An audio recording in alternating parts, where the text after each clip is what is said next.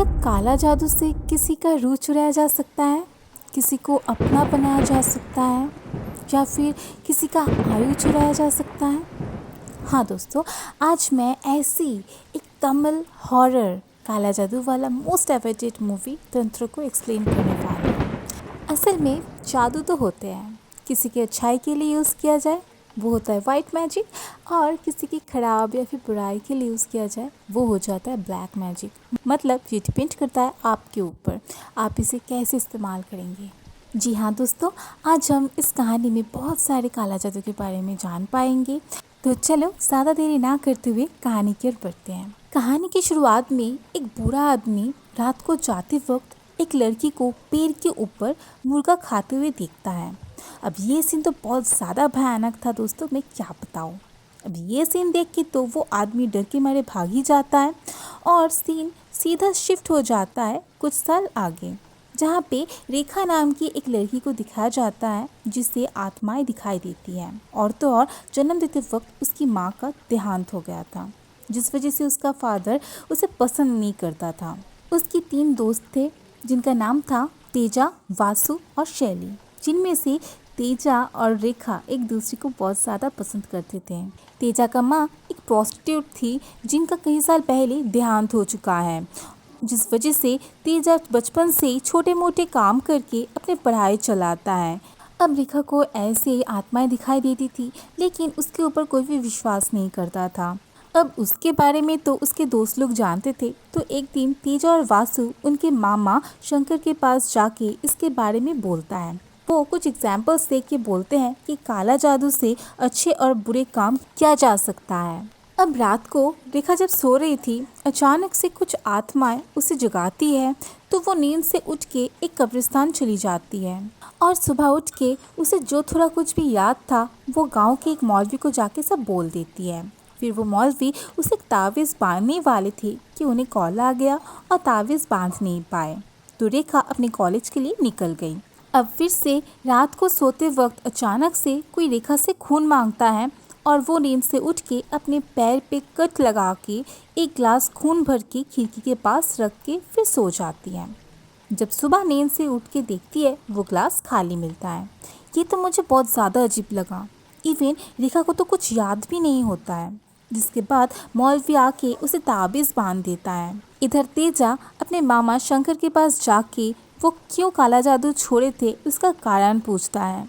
तो वो बताते हैं जब मामा शंकर छोटे थे उसके माता पिता उसे छोड़ के चले गए थे, तो वो मंदिर से भीख मांग के अपना गुजारा करते थे। तभी एक दिन एक लड़की आती है जो कि उस पर दया करके हर रोज़ उसे खाना देने आती थी और दोनों अच्छे दोस्त भी बन गए होते हैं। तो वे लोग जब थोड़ा सा बड़ा होते हैं तब शंकर उसे अपना बनाने के लिए, उसे इम्प्रेस करने के लिए काला जादू से शब साधना करने लगा।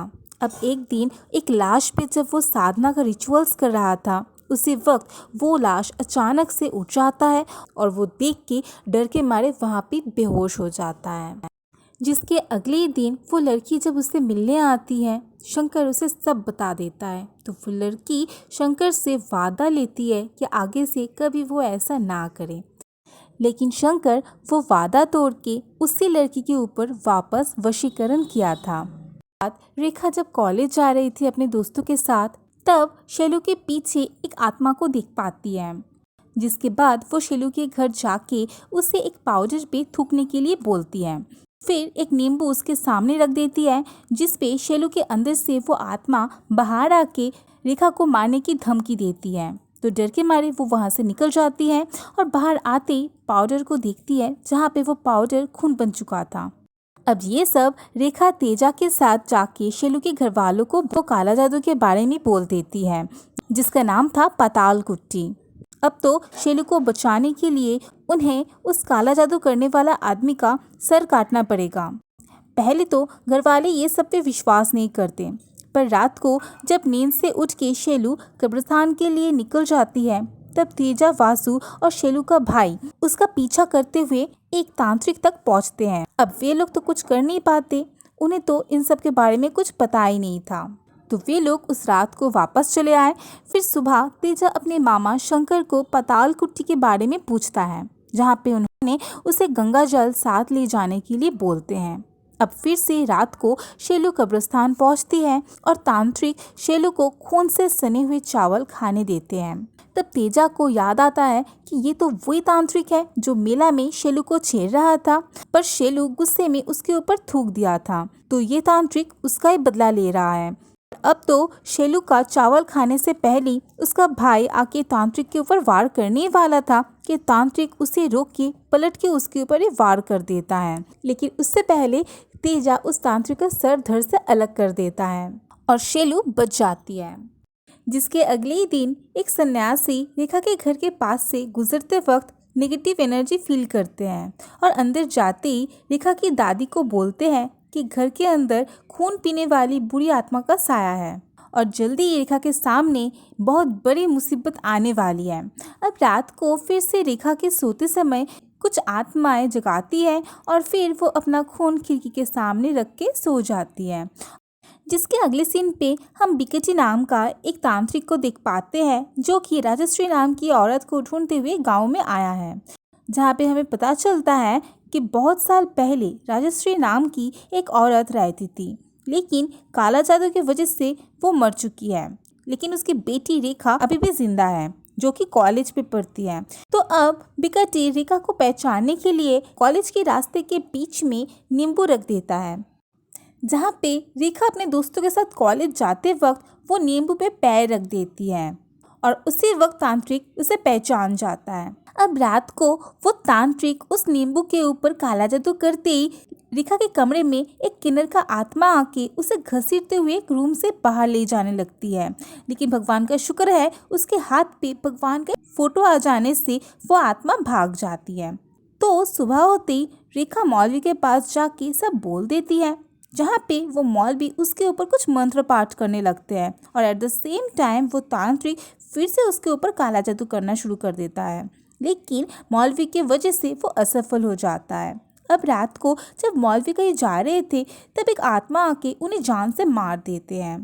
तो गांव में ये खबर फैल जाती तेजा सीधा अपने मामा शंकर के पास जाके हेल्प मांगता है, तो वो उसे पास वाले गांव के एक तांत्रिक के पास जाने के लिए बोलते हैं और साथ ही साथ तेजा शंकर को आगे की कहानी बोलता है, जहाँ पे शंकर बोलता है कि उस लड़की के पिता उसका शादी कहीं और तय कर दिए थे। तो शंकर फिर से उसके ऊपर वशीकरण करने का सोचा, लेकिन उसी वक्त वो लड़की आके उसे बोली थी कि वो शंकर के साथ ही रहना चाहती है, लेकिन अपने परिवार के खिलाफ नहीं जा सकती और ऐसे करके वो समझाती है। फिर वो शंकर से काला जादू ना करने का वादा भी लेती है, जिसके बाद शंकर फिर कभी भी काला जादू नहीं किया।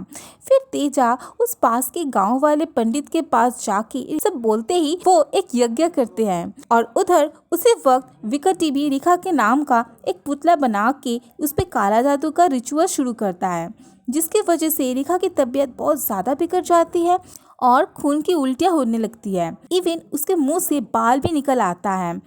अब हवन के वक्त पंडित जी को रेखा के बारे में सब कुछ ज्ञात होता है, तो वो और भी जोर जोर से मंत्र पढ़ने लगते हैं। इधर रेखा की हालत में भी सुधार आने लगती है और विकटी का गुड़िया भी जल की राख हो जाती है। तो अब हवन के बाद पंडित जी तेजा को बोलते हैं कि रेखा तो अब सेफ है, लेकिन ये सब हवन की वजह से पॉसिबल नहीं हुआ, बल्कि कोई काला जादू करके रेखा को बचा रहा था और ये दूसरी काला जादू करने वाली कोई और नहीं बल्कि खुद रेखा ही थी। असल में रात को वो काला जादू प्रैक्टिस करने के लिए कब्रिस्तान जाती थी, वो भी नींद में चलने का नाटक करके, ताकि उसके ऊपर कोई शक ना कर सके। असल में मौलवी के मरने से पहले तेजा उनसे मिलने गया था। यहाँ पे उसे पता चलता है कि मौलवी के साथ रेखा की शेलू के बारे में कोई बात ही नहीं हुई थी। मतलब रेखा तो झूठ बोली थी कि शेलू के ऊपर भूत का साया है, जो कि मौलवी ने बताया है। अब ये सब कुछ जब तेजा रेखा के पास जाके बोलता है तो रेखा सब कबूल कर लेती है और सच बताना शुरू करती है। असल में उसकी माँ थी राजेश्वरी, जिसके ऊपर शंकर ने काला जादू किया था। उन पे हर साल देवी माँ आती थी, इसीलिए गांव वाले उन्हें बहुत मानते थे। तो गांव में कुमार नाम का एक आदमी राजेश्वरी को देख के शादी करना चाहा, क्योंकि वो गे था। अगर वो राजेश्वरी से शादी कर ले तो फिर सबके सामने उसका सच्चाई नहीं आएगी, इसीलिए वो राजेश्वरी से शादी कर लेता है। लेकिन शादी के बाद जब राजेश्वरी को सच पता चलता है, वो किसी को भी नहीं बताती। लेकिन कुमार दिन ब दिन उसके ऊपर शक करने लगता है, क्योंकि वो बहुत ज़्यादा खूबसूरत थी। तो तो उसके ऊपर वो टॉर्चर करने लगता है। अब ऐसे ही एक दिन विकटी का नज़र राजश्री के ऊपर पड़ता है और पहली ही नज़र में राजश्री उसे पसंद आ जाती है। तो विकटी कुमार के साथ अच्छा दोस्ती बना लेता है और कुमार भी अपना राज बोल देता है, जो कि अब तक वो सबसे छुपा के रखा था। यहाँ पे विकटी को भी ये पता चलता है कि कुमार बहुत जल्दी राजश्री को मारने वाला है। तो विकटी उसे काला जादू करने का आइडिया देता है, जिस पे कुमार राजी भी हो जाता है। तो विकटी उसे राजश्री का नाखून और बाल लाने बोलता है। फिर राजश्री को खून से सने हुए चावल 7 दिन तक खिलाने बोलता है। तो कुमार वैसे ही करता है और आहिस्ते आहिस्ते राजश्री की तबीयत बहुत ज़्यादा बिगड़ जाती है। अब 8वें दिन रिचुअल्स चलते वक्त राजश्री विकटी के तंत्र स्थल पे आ जाती है दुल्हन के भेष में। जिसके आगे रेखा कुछ बता पाती उसके पहले घर पे कुमार आ जाता है, मतलब उसका पिता। तो तेजा को तो भागना ही पड़ता। अब तेजा शंकर के पास जाके वज्रोली राथी रिचुअल्स के बारे में पूछता है। इस पे शंकर बोलता है इस साधना में रिचुअल के तौर पे अपने प्राइवेट पार्ट से पानी, दूध और मर्क्यूरी एब्जॉर्व करके एक ऐसी शक्ति हासिल करता है जिसके द्वारा वो किसी भी इंसान से इंटीमेट होती उसका आयु साधक को मिल जाता है। इधर फिर से तेजा रेखा के पास जाता है, जहाँ पे रेखा बोलती है जब विकटी राजश्री से इंटीमेट होने वाला ही था तब उल्टा रिएक्शन होके वो पागलों की तरह चिल्लाते हुए गांव से दूर भाग जाता है। तो वो रिचुअल तो पूरा नहीं हो सका, लेकिन वो आत्माएं राजश्री को दिन ब दिन तंग करने लगते हैं, जिसकी वजह से वो तंग होके खुद को ख़त्म करने जाते हैं। जहाँ पे उसे पता चलता है कि वो प्रेग्नेंट हो चुकी है, जिसके बाद वो रेखा को जन्म देते समय लोग सिधार जाती है। तो रेखा की जन्म काला जादू की वजह से हुआ था, इसीलिए उसे आत्माएं दिखाई देती थी। और साथ में वो ये भी बताती है कि उसी ने मौलवी को मारी थी, क्योंकि वो मौलवी गांव के लड़कियों को ताबीज़ देने के बहाने से गलत तरीके से टच करता था। खैर जो भी हो, राजश्री जानती थी कि विकटी एक ना एक दिन वापस आएगा और इसीलिए वो आत्मा के रूप से तंत्र साधना का शिक्षा देती थी, जिसके बारे में उसे शंकर से ही पता चला था। इवन हर पूर्णिमा की रात को उसे खून पीना होता है, इसीलिए बचपन में वो मुर्गा मार के खून पीती थी। अब दोस्तों आप लोगों को तो ज़रूर याद ही आ गया होगा कि मूवी की शुरुआत में ऐसे एक सीन हम देख पाए थे, एक बच्ची मुर्गा खा रही होती है, जहाँ पे एक बूढ़ा आदमी देख के वहाँ से भाग जाता है और वो बच्ची असल में रेखा ही थी। और ऐसे एक पूर्णिमा की रात को एक औरत उसे देख के डर के मारे भागते हुए ट्रक के नीचे आ गई थी, और वो औरत और कोई नहीं बल्कि तेजा की माँ थी। अब ये सब कुछ सुन के तेजा तो बहुत ज़्यादा बिगड़ जाता है और उसे खरी खोटी सुना के वहाँ से निकल जाता है और अपने मामा शंकर के पास जाके राजश्री के बारे में पूछता है। तो शंकर यहाँ पे बोलता है कि वो राजश्री की शादी के बाद भी रोज़ दूर से उसे देखने जाता था। जब विकटी के बारे में उसे पता चला तो उसने विकटी के साधना स्थल पे जाके कुछ इधर उधर कर दिया था। जिसके बाद रिचुअल चलते वक्त विकटी मंत्र भूल गया और उसका जादू उल्टा उसके ऊपर ही हावी हो गया। इधर रेखा के जन्म के बाद राजश्री का आत्मा शंकर के पास कभी कभी मिलने आती थी और उससे तंत्र मंत्र सीख के रेखा को सिखाती थी। अब इधर विकटी तो गांव के एक लड़के को मार के सारा इल्ज़ाम रेखा पे डाल देता है, ताकि सबको पता चल सके कि रेखा हर पूर्णिमा को खून पीती है और वो काला जादू करती है। और विकटी गांव के एक पुराने पेड़ के साथ रेखा को बांध के बोलता है अगर वो निर्दोष हुई तो कल वापस आ जाएगी, नहीं तो आज रात ही मर जाएगी। अब ये बोल के तो सारे गांव वालों के साथ विकटी भी चला जाता है। रात होती विकटी रेखा के पास आके बोलता है कि हर पूर्णिमा को तो उसे खून पीना होता है। अब देखो आज भी पूर्णिमा है, अगर रेखा खून ना पिएगी तो ऐसे ही मारी जाएगी। इधर रेखा की तो खून ना पीने की वजह से सारी शक्तियाँ भी कम हो गई थी। तो जिसके बाद विकटी उसे मारने वाला था कि तेजा वहाँ पे आके अपना जीव काट के खून के कुछ बूंदे रेखा के ऊपर छिटा देता है, जिसकी वजह से रेखा की सारी शक्तियाँ वापस आ जाती हैं। जिसके बाद विकटी और रेखा के बीच काला जादू वाला एक खतरनाक टक्कर होती है। तो तेजा की मदद से रेखा तो जीत जाती है और विकटी का काला जादू उस पर उल्टा पड़ जाता है, जिस वजह से उसके सारे कैदी आत्माएं उसे मार डालते हैं। जिसके बाद रेखा और तेजा वापस आते वक्त तेजा उसे माफ़ी मांगता है, जहाँ पे रेखा तेजा को उसके माँ की आत्मा से बातें करवाती है, जहाँ पे तेजा की माँ उसे बोलती है कि वो तेजा को बहुत ज़्यादा प्यार करती थी, लेकिन प्यार जताती नहीं थी ताकि लोग उसके बारे में कुछ गलत ना सोचें। और ऐसे ही ये कहानी भी ख़त्म हो जाती है। तो दोस्तों, आज की ये कहानी आप लोगों को कैसा लगा ज़रूर कमेंट बॉक्स में बताना। अगर अच्छा लगे तो ज़रूर लाइक, कमेंट, शेयर और सब्सक्राइब कर देना। Tata, bye bye, stay blessed, be happy.